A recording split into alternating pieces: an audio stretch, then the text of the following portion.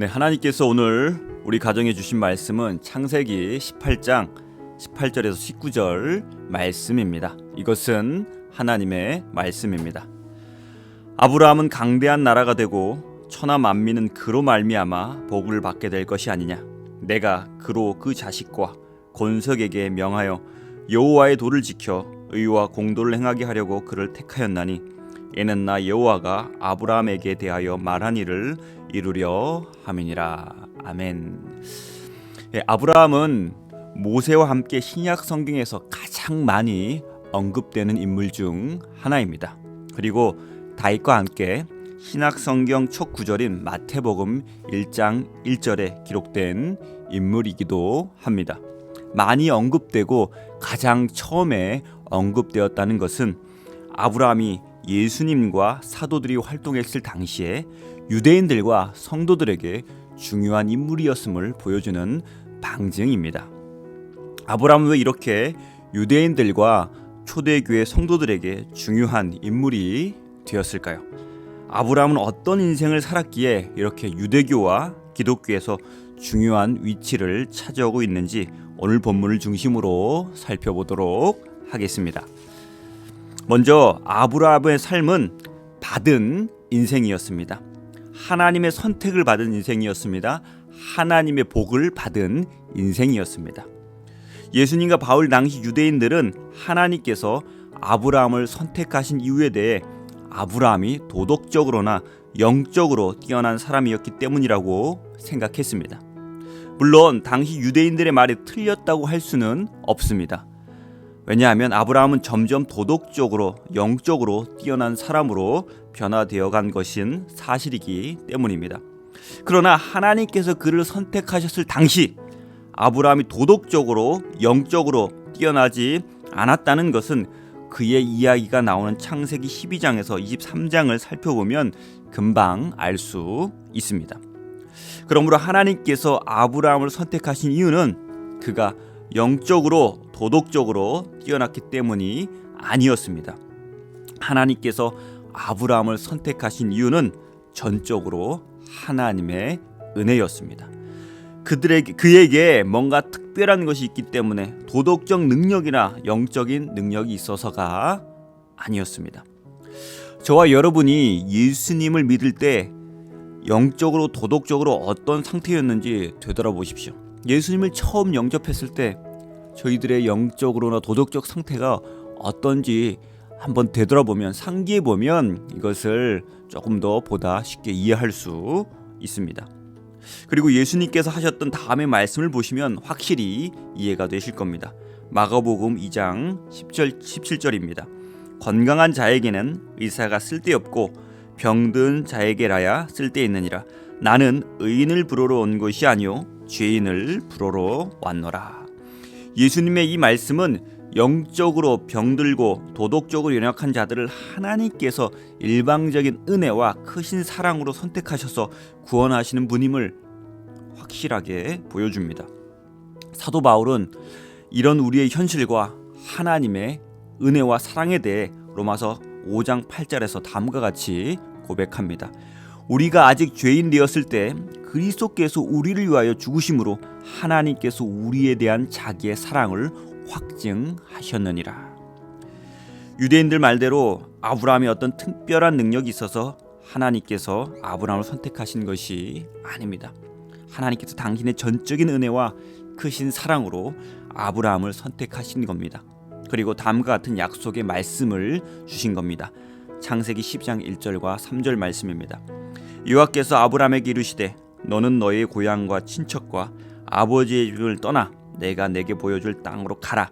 내가 너로 큰 민족을 이루고 내게 복을 주어 내 이름을 창대하게 하리니 너는 복이 될지라.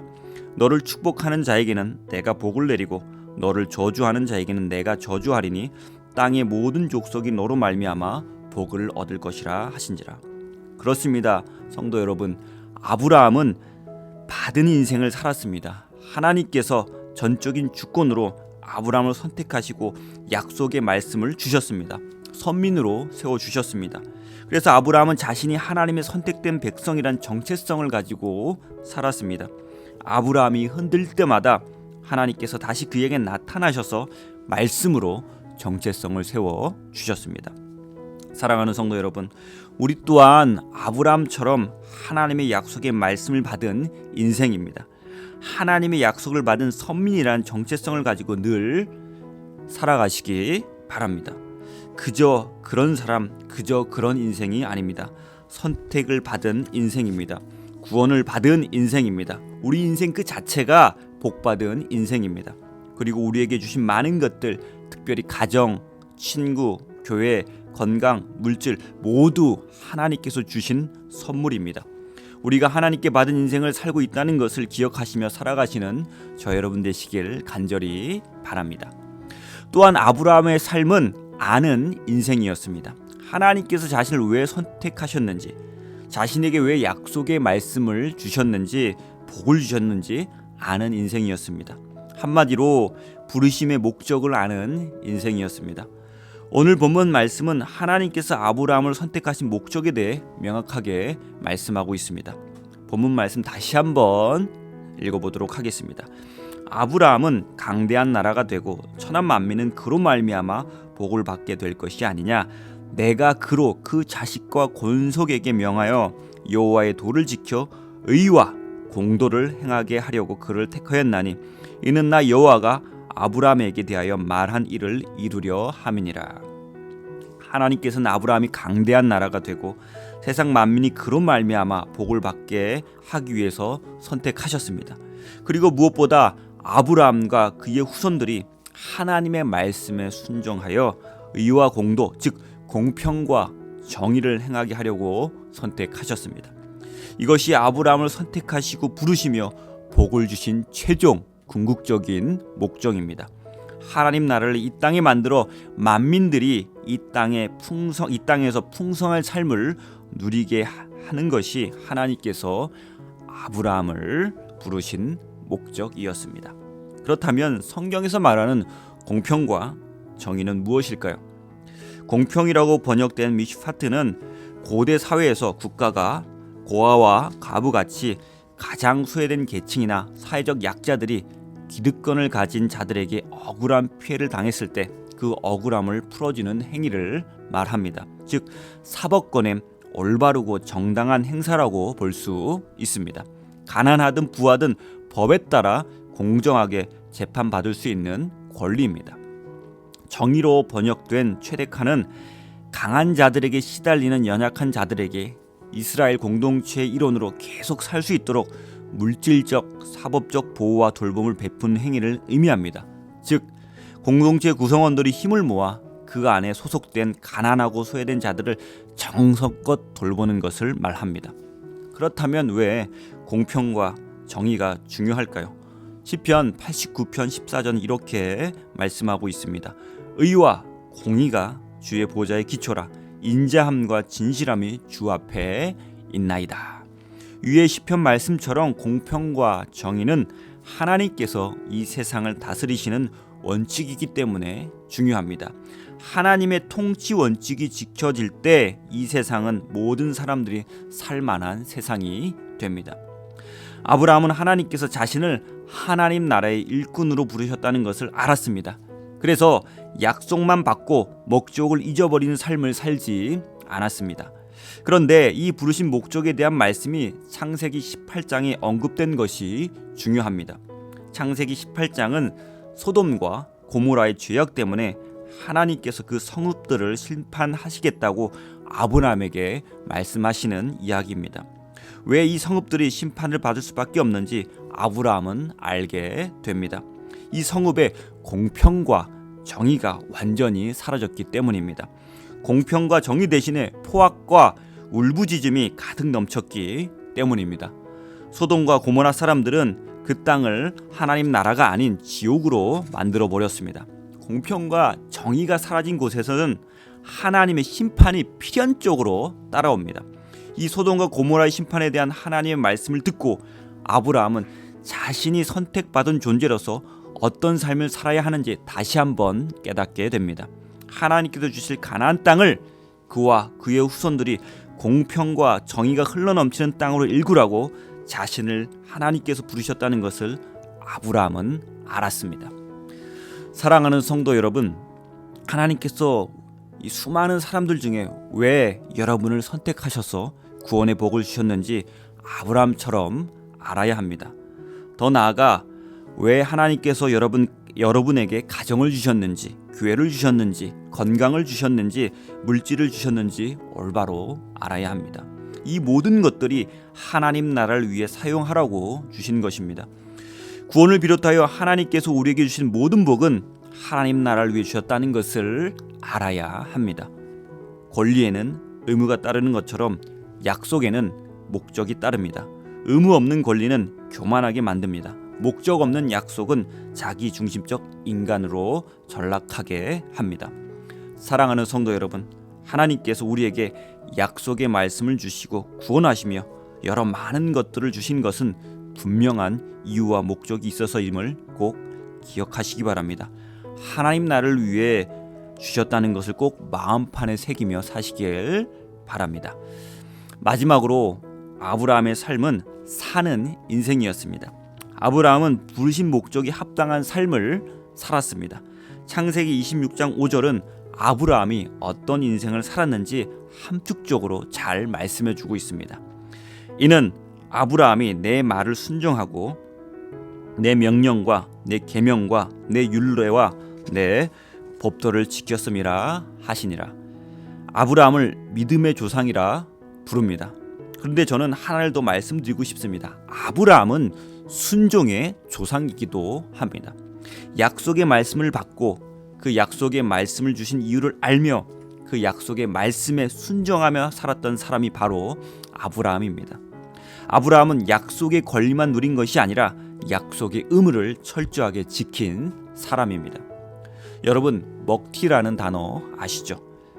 거액의 돈을 벌어들이고 그만큼의 구실은 하지 않은 채 수익만을 챙겨서 떠나는 것을 속되게 이르는 말입니다. 영적 먹튀들이 있습니다. 대표적인 먹튀들이 안타깝게도 아브라함의 후손들인 이스라엘 민족이었습니다. 선민이라는 큰 복을 받았지만, 하나님의 약속의 땅을 받았지만 그들은 자신들이 선민으로서 해야 할 구실을 하지 않고 권리만 누리려고 했습니다. 결국 그들 또한 소돔과 고모라처럼 하나님의 심판을 받고 말았습니다.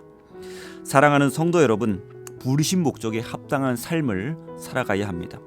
하나님께서 자녀를 주셨으면 부모로서 역할을 잘하며 살아야 합니다. 건강을 주셨으면 그 건강한 몸을 가지고 하나님 보시기에 선한 일을 잘 감당하며 살아야 합니다.